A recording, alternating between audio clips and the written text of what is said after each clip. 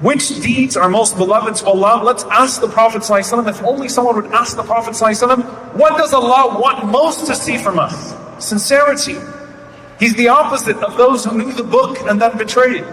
He wants to know. And he was amongst a group of people who said, give us the task, we'll do it. فَأَنزَلَ اللَّهُ تَعَالَى. Allah subhanahu wa ta'ala revealed Surah As-Saff. سَبَّحَ لِلَّهِ مَا فِي السَّمَاوَاتِ وَمَا فِي الْأَرْضِ وَهُوَ الْعَزِيزُ الْحَكِيمُ. يَا أَيُّهَا الَّذِينَ آمَنُوا لِمَ تَقُولُونَ مَا لَا تَفْعَلُونَ كَبُرَ مَقْتًا عِنْدَ اللَّهِ أَن تَقُولُوا مَا لَا تَفْعَلُونَ إِنَّ اللَّهَ يُحِبُّ الَّذِينَ يُقَاتِلُونَ فِي سَبِيلِهِ صَفًّا كَأَنَّهُمْ بُنْيَانٌ مَرْصُوصٌ. Allah revealed the whole surah. O you who believe, why do you say that which you don't do? It starts with this. The word munafiq was not used yet. Allah didn't call anyone a hypocrite yet. But the behavior was pointed out. Why have you gotten yourself used to saying things that you're not actually going to do? Be careful of making claims that you have no intention to fulfill. Be careful of making lofty statements that you have no intention to back with your actions. Beware. Surah Al-Baqarah was revealed right at the beginning of Badr, in the beginning of Medina.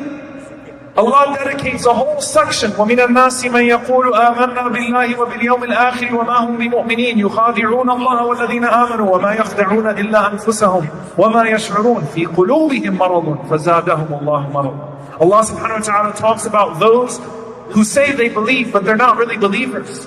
They have a disease in their hearts. So they're reading the room. The Prophet ﷺ entered into Medina, said, yeah, let's do this because it looks like this is the most favorable political stance to take. Let's attach ourselves to the believers and read the situation. Allah did not use the word munafiq yet. Hypocrite, yeah. But Allah identified the behavior of hypocrisy. Surah As-Saff, Allah identified the behavior of hypocrisy. And the Prophet ﷺ wanted to root it out of everyone's heart to the maximum ability, to the point. There was a man by the name of Allah.Dr.Omar Suleiman He said that my mother said to me, I was a young boy when the verse was revealed. I was playing outside and my mother said to me, "Ta'ad u'tika shay'an." Come home, let me give you something. Trying to entice him to come inside the house. And the Prophet ﷺ said, do you actually intend to give him something? He heard her call her son out. Did you actually intend to give him something? And she said, yeah, Tamam, I was going to give him a date. Something to get the child back into the house. And the Prophet ﷺ said, had you not been telling the truth, kutibat alayki kitba. Allah would have written a lie upon you. We don't do that in this community. Don't say things you don't intend to do. Allah hates, finds it repulsive that a person makes statements that they have no intention to actually fulfill. And then Surah Al-Munafiqun came. Allah called out the people who insisted on that behavior.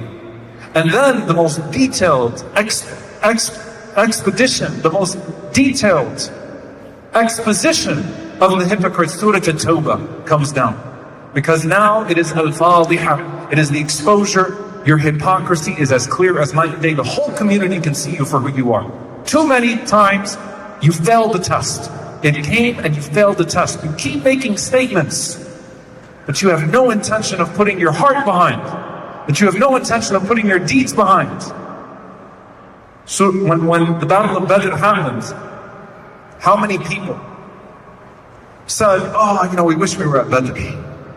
Glorious moment. Allah gave victory to the small band of believers against a ruthless army, ill-equipped, outnumbered. If I was there, I would have been there too. There are a lot of people that made these claims. But there is a man who comes forth, Anas ibn Nadr, and he says, Ya Rasulullah, I missed Badr. But if Allah gives me another chance, Allah will see what I will do. مِنَ الْمُؤْمِنِينَ رِجَالٌ صَدَقُوا مَا عَاهَدُوا اللَّهَ عَلَيْهِ فَمِنْهُمْ مَنْ قَضَى نَحْبَهُ وَمِنْهُمْ مَنْ يَنْتَظِرُ وَمَا بَدَّلُوا تَبْدِيلًا. His nephew Anas ibn Malik says, radiyallahu anhu, that this was revealed about the likes of my uncle. from those who have been truthful as believers.